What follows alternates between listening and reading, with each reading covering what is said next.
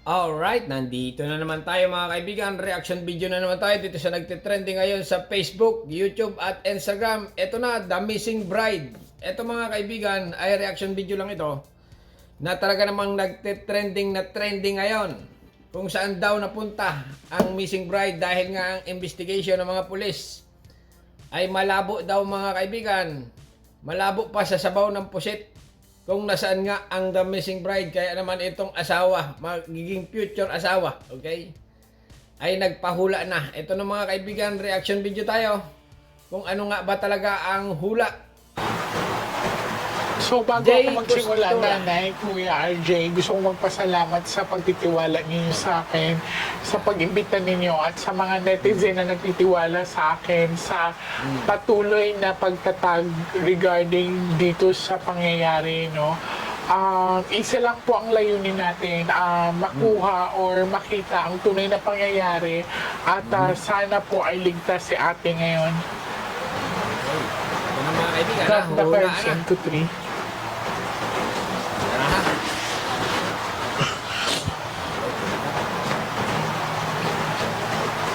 Okay, mga kaibigan ha. Now, kuya, kumuha ka ngayon ng 7 cards of total. Lagay niyo po dito. Huwag po kayo magmadali, ha?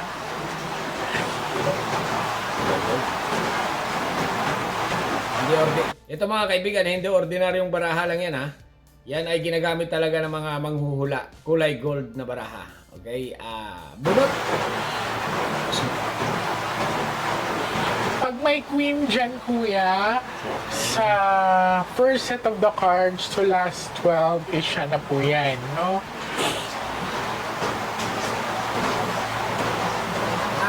Dalihin ng mga kaibigan ha. Malalaman na kung nasaan.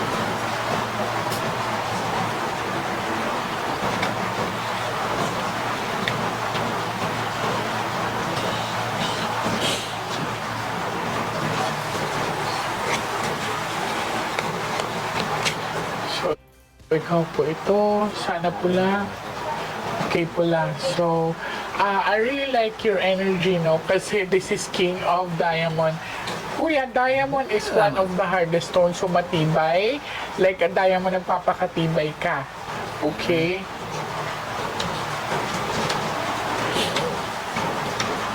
Maganda yung baraha niya, no? Maganda pang gamit sa tungit yan. Okay, 3848. 8 pair. 2 pair ng 8. Okay, ano naman kayang hula niya? Oh, 2. So, eto, kung mapapansin mo, number 3 of hearts, third-party issues. So, ito ang ipipilit sa'yo ng mga ibang tao na may third-party issues. Pero kung mapapansin mo, Ace of Flower, she's still traveling right now. Bumiyahe po. May nakita akong pagtawid or tinatawag na bumiyahe siya ng malayo. Ito po, Kita naman sa CCTV. Okay, common sense yung sinasabi mo, Miss J, na si yung missing bride ay sumakay nga ng bus. Okay? Medyo may points ka. ay nakaplano na pala sa kanya. Oh. Okay. Mahigpit ka ba sa kanya? Hindi po. Actually, hindi ko hinahayaan ko lang po siya. Pero siguro yung mga previous years po, yung siguro mga first 1, 2, ganun. O kasi parang naipon yung ano niya na naging masyado kang seloso kanya, according sa baraha. Pero eto kasi, ang pinapakita sa akin dito, parang pinipilit sa iyo na may third party ka. Ito ang dahilan ng paglayo niya. Oh. So, eto, Ibig sabihin mga kaibigan ng third party, yung babae meron ding juwawa or BFF. BF, ha? Na hindi mo siguro alam. Ayan ang nasa hula. Okay, third party. Alright, continue lang. mapapansin mo malinis po, no? Malinis ang baraha. So, Tao. pero ito number 3 of hearts. So, ito ang inaano sa'yo, ng investigation siguro na tinatawag na kaya siya umalis dahil may third party ka. So, yun ang ipipilit sa'yo. Which is mahirap to, ha? Okay? Kasi hindi naman daw pera ang pinag-awayan nyo. Nakita ko din sa baraha, yes, may pag-alis dito na pinakita, pero natuloy talaga siya sa mall. Okay? Natuloy sa mall. Sa tindahan, madam. Okay? Dahil nga nakuna sa tindahan siya, pumasok, hindi mall. Okay? Continue lang. Malinis, so ibig sabihin, ang iaano lang sa'yo na issue is third party. Okay. So, paulit-ulit yun, ipipilit sa'yo na may third party issues ka. Pero, honestly, dito kasi is 8 of heart kasi to naging mahigpit ka sa kanya before. Pero, No? tagal na po. So, yeah, matagal na yun. Let us say matagal na yun, pero naging mahigpit ka sa kanya before. So, hindi mo ba naitanong sa kanya kung nahihirapan siya o nasasakal siya sa'yo? Hindi naman po kasi nag-open up siya sa akin. Oo, nag-burst out siya sa'yo. When was this na nagsalita siya sa'yo ay nag-open siya sa'yo na parang nahihirapan siya ng konti? Medyo, I think, years ago na rin eh. Parang siguro 4, 5 years ago. Sobrang tagal na niya. Tagal na ulit kasi mga 3 years ago siya ganun nagsabi na nahirapan siya Opo. na Ay, 2019, if I'm not mistaken, para kasi 2019, edi ibig sabihin, nagsalita yung babae sa'yo, 2019, edi 6 years ago na. Hindi 3 years ago. Okay? Okay. kasi continue lang. nag-i-scroll ako ng mga messages namin. Parang nakita ko nga yung time na yun, parang 2019 yun. kaya nga na nag-open siya sa'yo, Oo, nahirapan siya na parang medyo nasasakal siya ng Opo, konti, opo, di ba? opo, opo. So, malinaw ang sinabi ng baraha. Naman mga kaibigan na. Para mawala na naman ang... So, King of Diamond siya. Ang mahirap lang neto kasi ipipilit sa kanila. Kasi malinaw, walang tao dito sa cards, no? First set of the cards. So, malinaw na ipipilit na may third party issues dito. Pero malinaw din sa barahan na talagang kusa ang pag-alis niya. No, this is something to do na she's prepared. And I also see right here na medyo nahirapan siya before, according kay Kuya, sa relationship nila. Ibig sabihin, madam, sa maikling salita, yung babae ay kusang umalis. Okay? At may third party. Ibig sabihin, ang third party talaga ay may love triangle na nangyayari. Kaya umalis yung The Missing Bride. Sierra Di Juan. Okay? Pero wala pa talaga malinaw kung may sino may third party issue sa kanila kasi may number 3 yung hearts. Malinaw? Wala pang malinaw. Hulaan mo na. Ang mahirap lang doon kasi madidiin ka na may third party ka. Ganon. Ang ibig sabihin ay talagang ipipilit ng kapulisan na may third party. Ito mga kaibigan, ang investigasyon kasi ng pulis ay itong lalaki ay primary suspect nga. Okay? Normal lang yan, primary suspect. Kasi nga, pag may nangyayaring magjowawa, alright, or missing, or may natodas na isa, ang primary suspect talaga dyan, asawa or syuta. Kahit saang bansa kayo pumunta. Alright? Continue lang. Cut the cards into 3. Naman.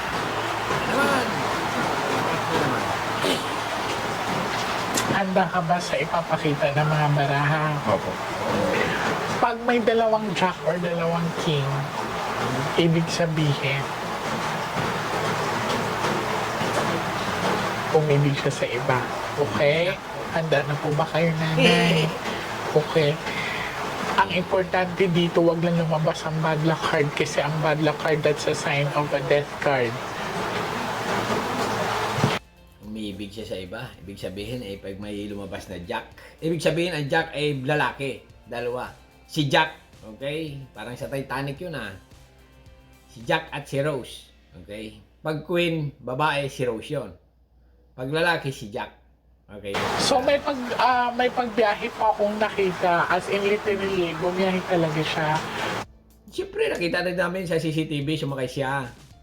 Kaya lang malabo mga kaibigan, yung pinakita ng mga pulis na video ng babae, malabo pa sa malabo yung CCTV. Hindi malaman kung yun nga yung babae na yun. Okay, continue lang. So,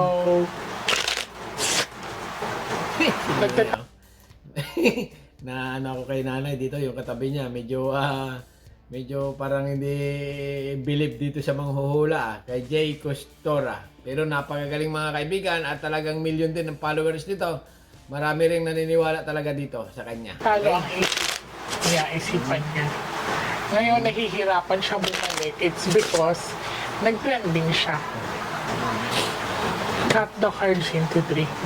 Ibig sabihin ay Mag-pray tumatago ka na lang. lumabas ang Ace of Hearts.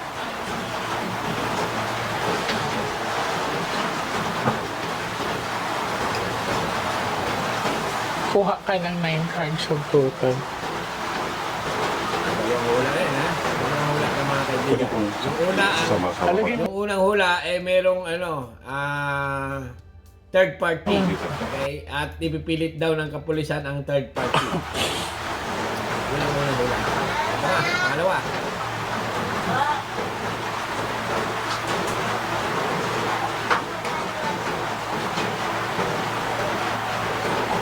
Maganda talaga itong barang. Kasi ito.